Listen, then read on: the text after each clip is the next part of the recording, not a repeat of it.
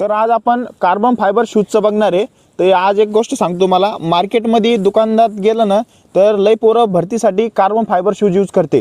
तर carbon fibre shoes हा कोणी यूज केला पाहिजेत, दुकानदार पण म्हणते याने बूस्ट पॉवर भेटन। तर आज तुम्हाला कन्फ्युजन दूर करतो कार्बन फायबर प्लेटचं। तर हा शूज कोणी यूज केला पाहिजेत, तर थोडक्यात सांगतो, हा फक्त परफॉर्मन्स आणि ओरिएंट शूज आहे।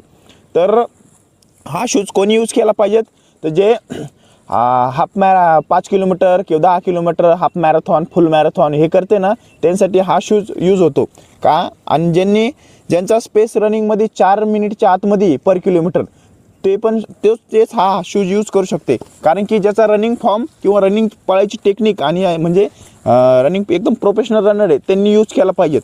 तर हा शूज बिगनरला यूज नाही आहे आणि शॉर्ट डिस्टन्ससाठी पण यूज नाही हा शूज। तर हे काय आहे, बिगनर लोकांनी जर घातला शूज हा, तर काय होतं, काप्सवर अँकलवर ह्याच्यावर लोड येतो।